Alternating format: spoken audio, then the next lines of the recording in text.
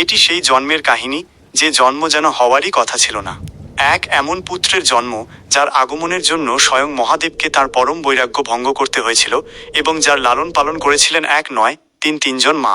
এই কাহিনীর সূচনা হয় তারকাসুরের অত্যাচার দিয়ে। তারকাসুর ছিল এক ভয়ঙ্কর অসুর, যে ব্রহ্মা কাছ থেকে এমন এক বর লাভ করেছিল যে তার মৃত্যু হবে কেবল মহাদেবের পুত্রের হাতে। কিন্তু সমস্যা ছিল অন্যত্র।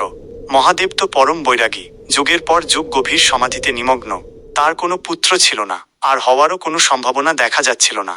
তারকাসুরের অত্যাচার যখন অসহনীয় হয়ে উঠল, তখন দেবতারা এক মরিয়া পরিকল্পনা গ্রহণ করলেন। তারা প্রেমের দেবতা কামদেবকে পাঠালেন মহাদেবের তপস্যা ভঙ্গ করতে। কামদেব তার পুষ্পবাণ নিক্ষেপ করতেই মহাদেবের সমাধি ভঙ্গ হল। কিন্তু প্রেম জাগ্রত হওয়ার পরিবর্তে জেগে উঠল তার প্রলয়ঙ্কর ক্রোধ। তিনি তৃতীয় নয়ন উন্মোচন করলেন, আর সেই অগ্নিশিখায় মুহূর্তের মধ্যে কামদেব ভস্মীভূত হলেন। দেবতাদের পরিকল্পনা যেন ব্যর্থ হল, কিন্তু তারা জানতেন না কামদেবের বাণ সম্পূর্ণ বৃথা যায়নি।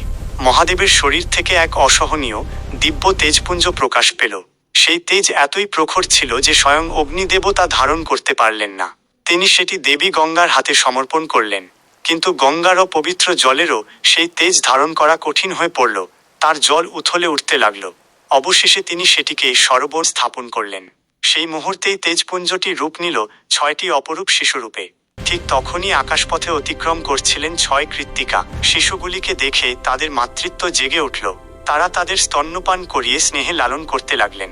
যখন এই সংবাদ দেবী পার্বতীর কানে পৌঁছাল, তিনি তৎক্ষণাৎ সেই বনে উপস্থিত হলেন। 6টি শিশুকে একসঙ্গে দেখে তার হৃদয় মাতৃত্বের এমন জোয়ার এল যে তিনি সকলকে একসঙ্গে বুকে জড়িয়ে ধরলেন।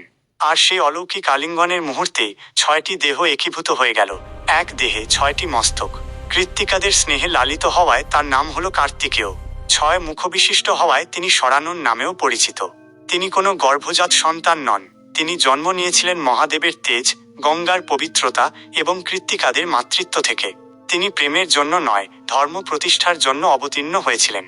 সেই দেবসেনাপতি কার্তিকেয় প্রতি প্রণাম, যার আবির্ভাবের জন্য স্বয়ং দেবতাদের প্রতীক্ষা করতে হয়েছিল। কমেন্টে লিখুন জয় শ্রী কার্তিকেয়। ভিডিওটি শেয়ার করুন, আর আরও এমন রহস্যময় ভিডিও পেতে চ্যানেলটি সাবস্ক্রাইব করুন।